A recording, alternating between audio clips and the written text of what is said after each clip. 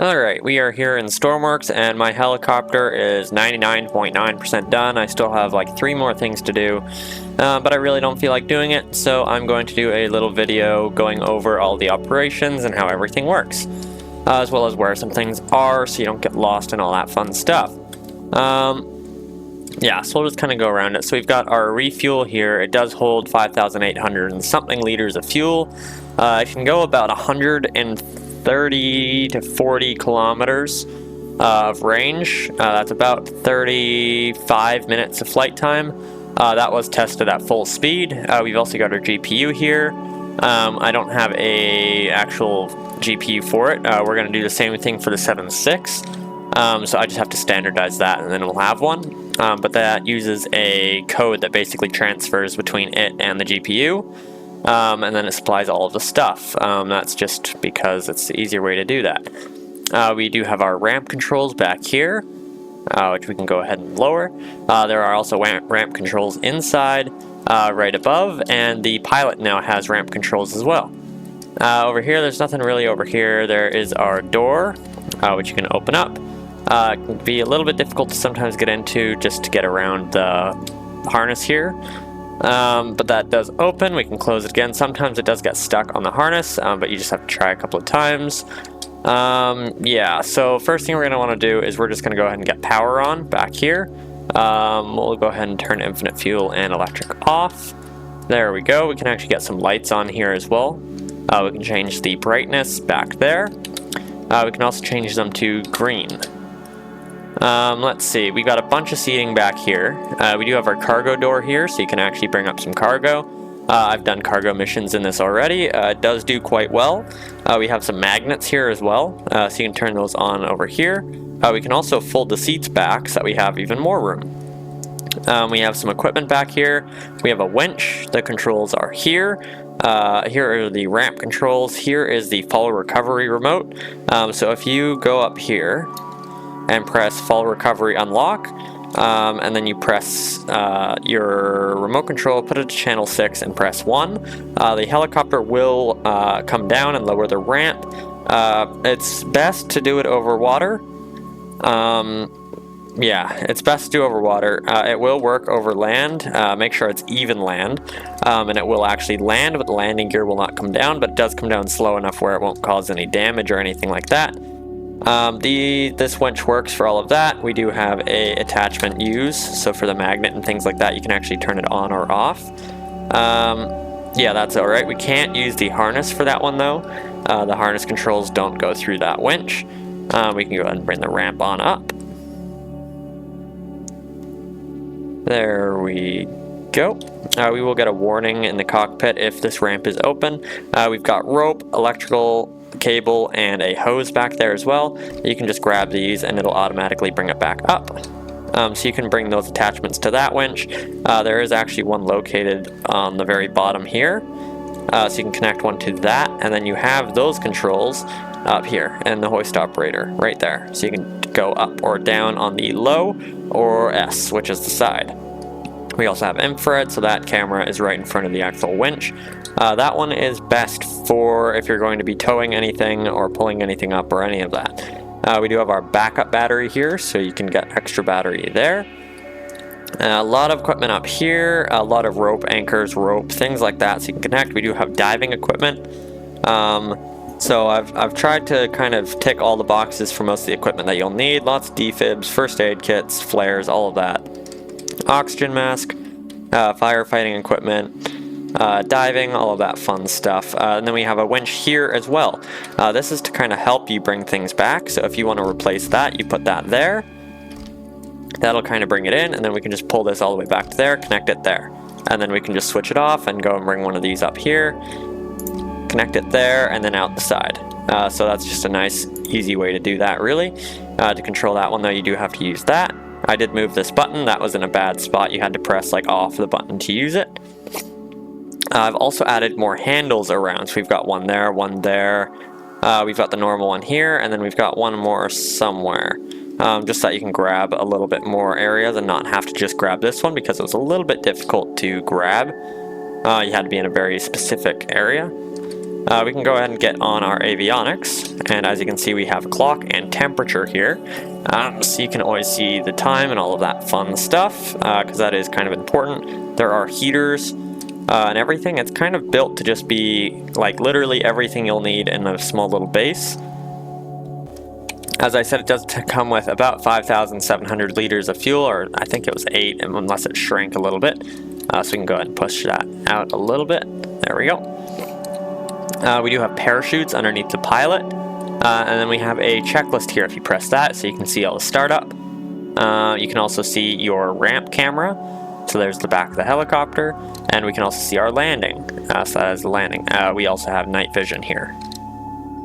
And we can just press PFD, and then we're back. Here's our warnings, so I'll just kind of go over some of the general stuff here. So any warning that you have will come up here, master caution, and here, so you can see what it actually is. So this says hydraulic pressure, so we don't have hydraulic pressure right now because it's all turned off on our engine. Here is our speed, here is our altitude, and our compass is right in front of us. FL is fuel level. We have torque, we have hydraulics 2, hydraulics 1, then we have engine 1 and 2, and engine 2 and 1 and N2. We have our fuel, so that will turn red if we are low fuel. We have rotor brake, and then we have parking brake. So as you can see, we have our rotor brake turned on, and now it's off. As you can see, our torque is rising now. So that won't change very much, just because it's always getting the same amount of torque. TOT, turbine outlet temperature. We have our APU, so that is the RPS the APU is at. Bleed pressure is very important. A and B, we've got a flight timer, we've got our volts, fuel, and these are temperature 1 and temperature 2 for each of the engines. We can flip between these pages. We have fuel pressure there too. Here we have a map.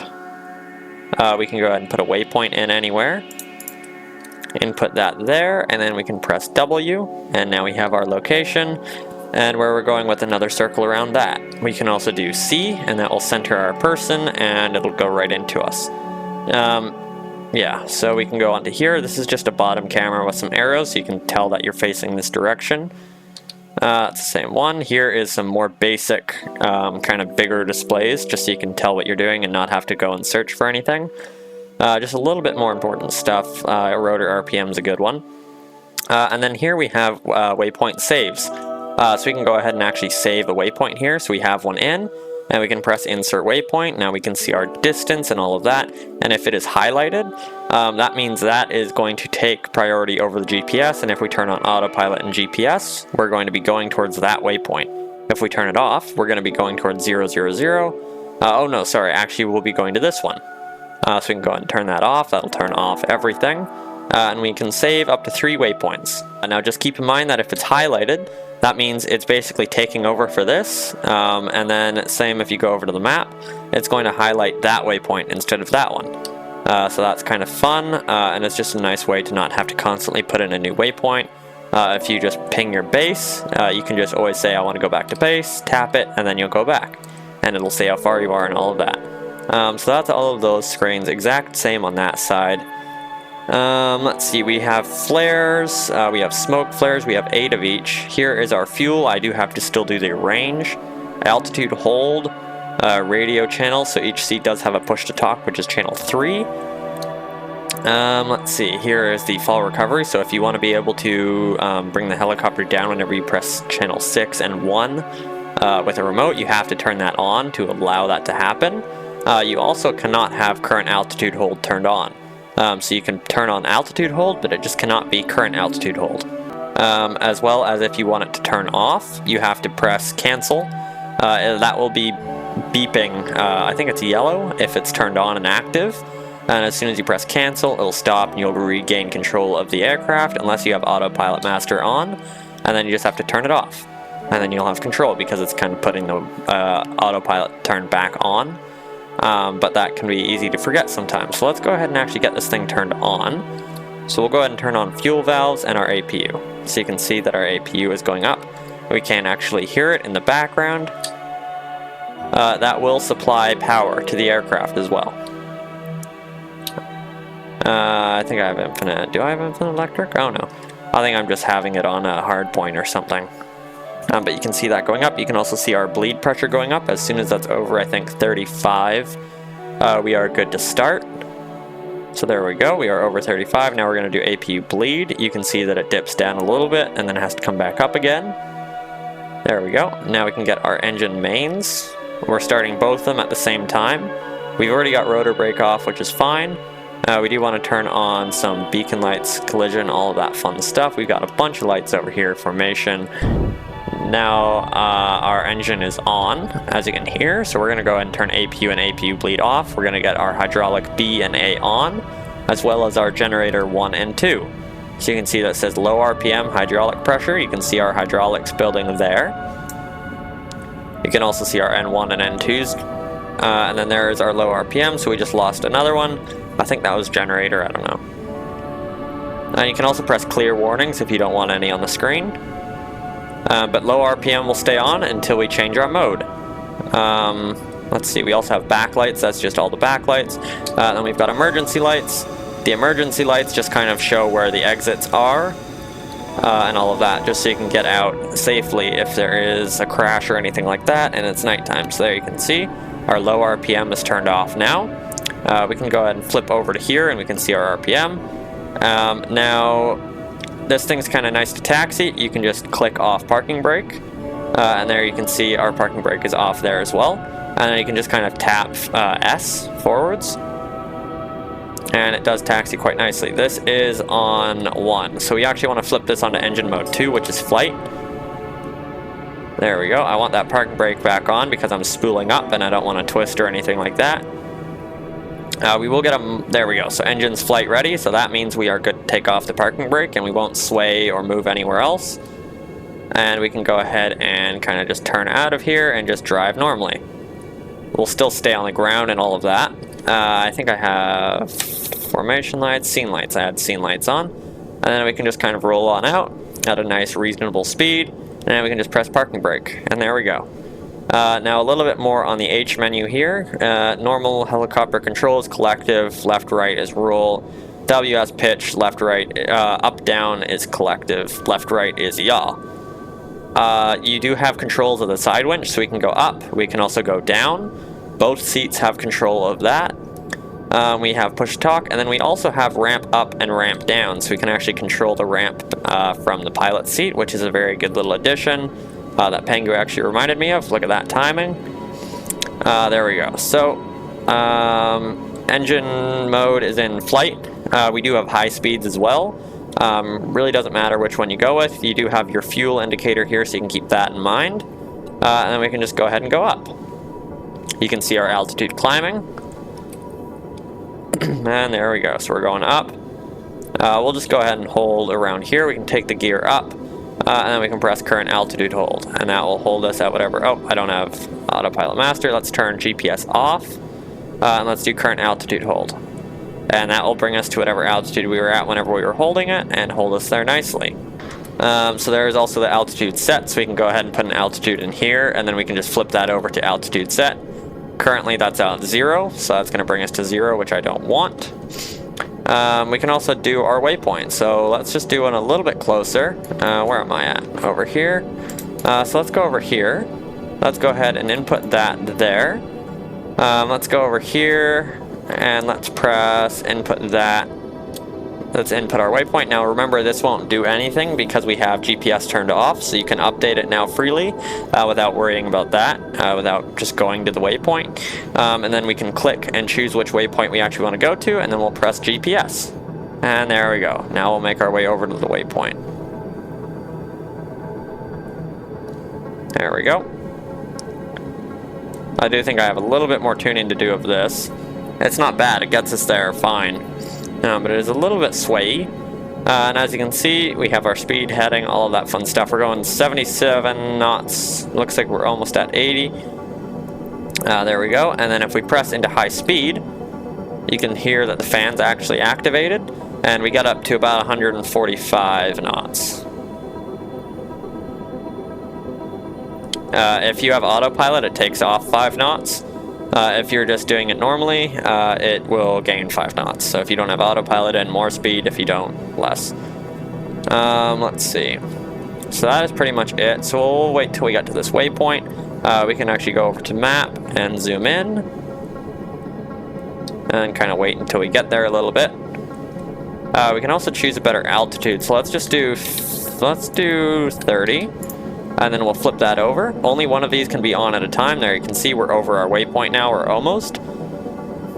So it slowed us down. And I am going to be dropping my altitude too right now. Yeah, you can see us dropping. And there we go. So now we're going to come up to it. It sometimes takes a second to get us directly over it. But we get pretty damn close. And then at the second pass, we get directly over it. And I put us down to 30. 40. And there we go, just about 30. We can actually get down more. Let's do 10. It's nice weather. There we go. And as you can see, we're hovering quite nicely over that. It's still going to take just a second, and there we go. So now we're locked in, and we're directly over our waypoint. And we will not move. This does very good, and we can go ahead and open up the ramp. This does very good in most conditions. It will rotate a little bit, but not that bad. It still stays in the same location. We just rotate very slowly. And that's really only if you have big wind too. It's pretty stable up to a certain amount, but obviously in like 100% wind up north, it can start to drift a little bit. So in that situation, it is better if you have control of the aircraft on your own. But for normal operations, this is normal and fine. Yeah. So that's that. We can go down a little bit more. Let's go ahead and go down to 4. I think this is meters. It looks like meters. There we go. So we're at 5, 4. There we go. Now we can also control, so we have a warning, so that is ramp. Now I don't care if my ramp is down. I don't need a warning about that, so I'm going to press clear. Now we can also change who has control here, so you can see the blue lights over there. But the one difference here is we have lock control to pilot. So now, if you try and press this, it will not shift over. So if you have one annoying friend or anything that keeps trying to take control, you can just lock it and not have to worry about that unless they get to it. That is also why I have the cancel recovery and master for the recovery, just because that can be annoying sometimes. But as you can see, we're still like dead on our waypoint and we will not move. Now I will show so we're in altitude hold. I have this turned on, so you can come back here. You can see the instructions here. I already have a radio. So what I'm going to do is I'm going to go ahead and bring the ramp up. Oh God, don't fall.